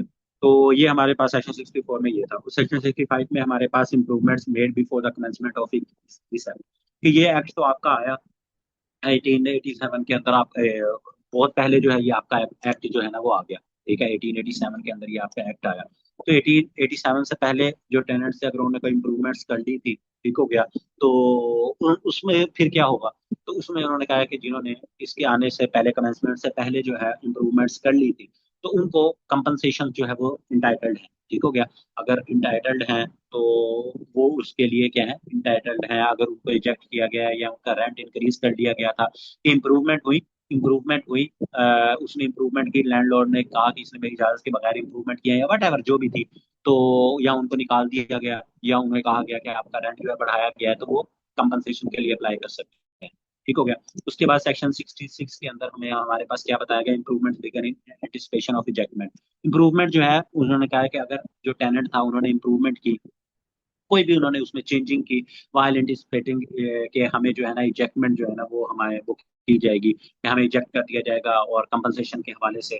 तो उस, और अगर उसने टेनेंट ने क्या किया कि उन्होंने कहा कि अगर हम ये इम्प्रूवमेंट नहीं करते तो हमें जो है यहाँ निकाल दिया जाए या इस तरह से करके, तो फिर क्या है, फिर उससे उनको क्या है, इम्प्रूवमेंट से उनको बेनिफिट उनसे मिल सकता है, उनको कंपनसेशन वगैरह मिलेगी, कि अगर उन्होंने जो इम्प्रूवमेंट की थी और उस इम्प्रूवमेंट उन्होंने गुड फेथ में की थी लेकिन उसके बावजूद उनको निकाल दिया गया, ठीक हो गया, तो फिर क्या है, उनको अवार्ड जो उनको कंपनसेशन वगैरह जो उनका नुकसान हुआ उसके लिए उनको किया जा सकता है। ठीक हो गया। उसके बाद हमारे पास tender of lease for 20 years to tenants to be a bar to right to compensation. If a tenant is offered a lease for 20 years, उसे 20 साल के लिए लीज दी जाती है, this prevents them from claiming compensation for improvement unless the lease, मतलब कि अगर उस बंदे ने, उनको इजेक्ट कर दिया गया, उन्होंने इम्प्रूवमेंट की और उन्होंने कहा कि हमें कंपनसेशन दी जाए, तो लेकिन उन्होंने कहा कि कंपनसेशन की बजाय उन टेनेंट्स को 20 साल की लीज ऑफर की जाती है, ठीक हो गया, तो फिर उन्हें क्या है, तो फिर उनको क्या कर दिया जाएगा, फिर वो कंपनसेशन वो नहीं कर सकते। उन्हें कहेगा कि आपको 20 साल के लिए टेनेंसी या राइट ऑफ ऑक्यूपेंसी के लिए हम दे रहे हैं, तो आप जो है ना क्या करें, आप जो है ना कंपनसेशन वो ना करें। ठीक हो गया। तो वो फिर कंपनसेशन उसके लिए वो नहीं करेंगे। उसके बाद हमारे पास ये सेक्शन है, ये यहाँ हमारे पास अल्लाह भला करे, ये यहाँ सेक्शन है, बस ये इतने इंपॉर्टेंट है, इनको बस जल्दी जल्दी हम वो वाइंड अप कर लेते हैं। Liability to pay compensation for improvement to tenant on ejectment. तो लैंडलॉर्ड के ऊपर ये लाइबिलिटी है कि उसने क्या है, कोई अगर इम्प्रूवमेंट, लैंडलॉर्ड जो है वो कंपनसेट करेगा टेनेंट्स को। ठीक हो गया। अगर कोई इंप्रूवमेंट्स उसने की है लैंड के ऊपर, या अगर उनको इजेक्ट किया गया है बगैर किसी वजह के, और या उनका रेंट बगैर वजह के उसने बढ़ा दिया, कि उन इंप्रूवमेंट्स की वजह से बढ़ा दिया, तो वो जो कंपनसेशन है वो कौन करेगा, वो लैंडलॉर्ड करेगा। सेक्शन 69 के अंदर compensation for disturbance of clearing tenants. अगर टेनेंट्स जिनको क्या कहते हैं, जिन्होंने लैंड वगैरह को बिल्कुल कल्टीवेशन के लिए वो जैसे मैंने बताया ना टिब्बे वगैरह थे चोलिस्तान के अंदर, जैसे जमीन थी, ठीक हो गया, तो उन्होंने पूरी लैंड को, टिब्बों को खत्म कर दिया, लेकिन उसके बाद जो है जैसे ही वो कल्टीवेशन के लिए ओके किया, तो उससे पहले उनको जो है वो हार्वेस्ट करने से पहले उनको वहां से निकाल दिया, इविक्ट कर दिया, इजेक्ट करवा दिया, तो उनको फिर क्या है, उनको कंपनसेशन देना पड़ेगा। ठीक है, ये इस तरह की चीजें जो है वो सेक्शन 69 में बताई गई है। उसके बाद सेक्शन 70 के अंदर हमें क्या बताया गया है कि डिटर्मिनेशन ऑफ कंपनसेशन। कंपनसेशन जो है वो कौन डिटरमिन करेगा, रेवेन्यू कोर्ट जो है, जो रेवेन्यू कोर्ट्स जो है, आपको पता है कोई रेवेन्यू कोर्ट ने ये चीजें देखनी हो, वो कंपनसेशन जो है उनको वो डिटरमिन करेगी। उसके बाद सेक्शन 71 के अंदर डिटर्मिनेशन जो है वो compensation by revenue officer, revenue officer के पास भी ये अथॉरिटी है कि वो कंपनसेशन जो है वो उनको क्या कहते हैं यहाँ कोर्ट्स के बाद, ठीक हो गया, when dispute arise regarding improvement के हवाले से जो है वो क्या करेंगे, रेवेन्यू कोर्ट्स जो है वो उसको वो देखेंगे, लीगल वगैरह उसके मामला। और रेवेन्यू ऑफिसर्स जो हैं, ठीक है, उनके पास भी कंपनसेशन जो इम्प्रूवमेंट के लिए जो उनको कंपनसेशन वगैरह और जो मामला टेनेंट्स के आए थे, उनके जो कंपनसेशन थे उनको रेवेन्यू ऑफिसर जो है वो भी डिटरमिन कर सकते हैं। Matter to be regarded in assessment of compensation for improvement. और उसके बाद जब भी आपने कंपनसेशन डिटरमिन करनी है तो आप सारा जो रेवेन्यू ऑफिसर है वो बाकी फैक्टर्स जैसे कि नेचर उसकी बड़ी जमीन वाकई में उसकी बढ़ गई थी इम्प्रूवमेंट के बाद, उसकी कॉस्ट कितनी इन्वॉल्व हुई, ठीक हो गया, उसमें वैल्यू जमीन में बढ़ गई या नहीं बढ़ी, इसकी मतलब कि अगर उसकी उसने जमीन में कोई इम्प्रूवमेंट की है, उसके बाद उस वाकई में उस इम्प्रूवमेंट का कोई फायदा भी हुआ था, तो उसके बाद उसको निकाल दिया गया, तो उसका उसकी वाकई में कंपनसेशन बनती है कि नहीं बनती है, तो नहीं ना कि वो कहे कि मैंने इंप्रूवमेंट की थी फिर भी मुझे निकाल दिया और इंप्रूवमेंट कख भी नहीं की। ठीक है, तो इस तरह की चीज इसमें बताई गई है। और लास्ट एक और हमारा सेक्शन 70 फॉर्म ऑफ कंपनसेशन, ठीक हो गया। कंपनसेशन का तरीका फॉर्म कौन सी किस तरीके की कंपनसेशन जो है हो सकती है, तो उसमें मॉनेटरी पेमेंट भी हो सकती है और रिडक्शन इन रेंट, दो तरह की कंपनसेशन हो सकती है कि उसका ठेका जो है उसको वो भी कम किया जा सकता है, या लैंडलॉर्ड को ये कहा जाए कि भाईजान इसको जो है ना मॉनेटरी 2 लाख 5 लाख का खर्चा हुआ था या 10 करोड़ हुआ था जितना भी वट, तो दो तरह की पेमेंट है फॉर्म ऑफ कंपनसेशन, ठीक है, ये याद रख लेना कि मॉनेटरी पेमेंट भी हो सकती है और रिडक्शन इन रेंट जो है वो भी इसकी हो सकती है, ठीक हो गया। बाकी यहाँ तक आपका ये जो आपका सेम लैंड रेवेन्यू एक्ट है, ठीक है, ये भी मैं आपको जो है, चलो ये हम अगले उसमें देख लेंगे। ये आपका सिंपल सा है, ठीक है। अब आपका ये इसमें सिंपल वही सारे रेवेन्यू ऑफिसर कौन कौन से होंगे, ठीक है, एप्लीकेशन किस तरह से होंगी, क्या कोर्ट्स आएंगे, सारी चीजें वही है लैंड रेवेन्यू की। तो ये एक दफा गो थ्रू हो जाएगा इसी बहाने आपका वो जुबानी, तो बाकी आपका ये कंप्लीट हो गया। तो ये आपके 2 लेक्चर्स कंप्लीट हो गए। तो एक तीसरा लेक्चर है, ये 2 लेक्चर्स फिर भी आप जरा, एक आपका पहला हो गया ये आज, ये भी आपको ये आपका लेक्चर जो हमने पहले आज हमने काफी ज्यादा हमने किया है, 30 से हमने वो शुरू हुए थे, ठीक है। ये सारा आपका रेंट किस तरह सस्पेंड की सारी चीजें हमने देख ली। हमने आज कहाँ से स्टार्ट किया था, आज हमने यहाँ रिलिंक्विशमेंट, अबैंडनमेंट और रिजेक्टमेंट, चैप्टर 4 से हमने शुरू किया था सेक्शन 35 से, तो हमारा ये 72 तक यहाँ तक हमें इसमें सिंपल है। आगे हमारा सारा मोस्टली डब्ल्यू के रिलेटेड है, वन लाइनर है। तो मेन मेन इसमें जो ज्यादा इंपॉर्टेंट चीजें थी उनको हमने डिटेल में देख लिया, जो ज्यादा इंपॉर्टेंट नहीं थी उनको भी हमने देख लिया, ठीक हो गया, ताकि एक दफा वैसे मैक्सिमम जो इंपॉर्टेंट है वो मैंने आपको बता दिया। पहले 50-52 है, उसके अब 52 से 72 के दरमियान भी जो एक दो वो चीजें थी, अगर आपको बाद में कोई मसला हो कभी, या वैसे अगर आपने पढ़नी है क्योंकि टाइम है तो आप उसको पढ़ सकते हो इजीली, इसमें कोई आपको मसला नहीं होना चाहिए, ठीक है। तो ये आसान सा था। बाकी इसके आगे जो है वो मैं इंशाल्लाह वो भी आपको लेक्चर जो है मैं आपको वो प्रोवाइड कर दूंगा। तो उसमें वो ये है कि लाइव या इस तरह से वो करने के, वो मैं आपको खुद ही जो है ना एक दफा गो थ्रू करना, वो मैं आपको रिकॉर्डेड लेक्चर उसका प्रोवाइड कर दूंगा। और अब इंशाल्लाह जो है ना हम इसको देखेंगे पीपीसी सीआरपीसी, वो बाकी आपकी सारी चीजें वो हो गई हैं, अब ये सिंपल सी हमारी रह गई हैं। तो ये बहुत इंपॉर्टेंट चीजें हैं, लैंड रेवेन्यू एक्ट, कॉलोनाइजेशन, और ये तीनों मिलते जुलती चीजें हैं। तो इसका ज्यादा इसमें से सवाल या वो चीजें नहीं आनी, लेकिन ये बहुत सारी चीजें जैसे इसमें जो इंपॉर्टेंट सेक्शंस थे वो मैं आप लोगों को एक दफा दोबारा गो थ्रू करवा देता हूँ, मतलब गो थ्रू के आपको वैसे बता देता हूँ हमारे पास, बल्कि मैं आपको वैसे ही जबानी बता देता हूँ थोड़ा सा, ताकि आपको अंदाजा साथ साथ लिख लीजिएगा कि हमारा सबसे इंपॉर्टेंट है 5 टेनेंट्स राइट ऑफ ऑक्यूपेंसी, ठीक हो गया, राइट ऑफ ऑक्यूपेंसी है सबसे इंपॉर्टेंट है। उसके बाद हमारे पास चैप्टर 3 आज बाकी भी इंपॉर्टेंट है, वो सारी जो हमने चीजें की हैं, लेकिन ज्यादा इंपॉर्टेंट 12 से फिर आगे शुरू होते हैं। 12 हमारा इंपॉर्टेंट है, ठीक है। 13 हमारा जो कम्यूटेशन और अल्ट्रेशन ऑफ रेंट का था, वो किस तरह क्या आपने रेंट, 13 बड़ा इंपॉर्टेंट था, ठीक हो गया। उसके बाद हमारे पास पेमेंट जो थी 14 के अंदर, 13 14 ये सारे 15 15 ठीक है, राइट्स उसकी लाइबिलिटीज जो थी। उसके बाद 16 17 18 19 20 ये सारे, जिसमें अपॉइंटमेंट ऑफ रेफरी के बारे में बताया गया था, रेफरी किस तरह से अपॉइंट होगा, प्रोसीजर क्या होगा, डिवीजन और अप्राइजमेंट जो सेक्शन 19 था आपका। फिर उसके बाद जो इन्हांसमेंट थी, ठीक है, जो कैश रेंट और उनकी इन्हांसमेंट थी, बड़े इंपॉर्टेंट मैंने आपको बताया था कि 19 के बाद 20 21 22 23, 20 के अंदर आपका प्रोड्यूस रेंट के बारे में इन्हांसमेंट, 20 21 में इन्हांसमेंट और रिडक्शन थी कि अगर आपने उसमें हिस्से ठेके की बात की हुई थी, और 22 23 में थी कैश रेंट में इन्हांसमेंट या रिडक्शन करनी है, ये बहुत इंपॉर्टेंट है। 20 21 22 23, ठीक है, ये हो गई, ये बड़े इंपॉर्टेंट है। तो बाकी सारे आपको इन्हांसमेंट वाले आगे पता है, बाकी तो यहाँ तक आज से ऑनवर्ड जो थे वो आपने सारे देख लिए, कि आज वाले तो हमने देखे वो मैंने साथ साथ आपको बता दिया, ठीक है। तो इनको लाजमी आपने अच्छी तरह इनको गो थ्रू करना है, इसमें कोई मसला मसाइल आए तो फिर आप मुझसे पूछ सकते हैं, ठीक हो गया जी। चलें जी, फिर इंशाल्लाह नेक्स्ट लेक्चर के साथ मुलाकात होती है। अपना ख्याल रखें, दुआओं में याद रखें। अल्लाह हाफिज, रब रखा।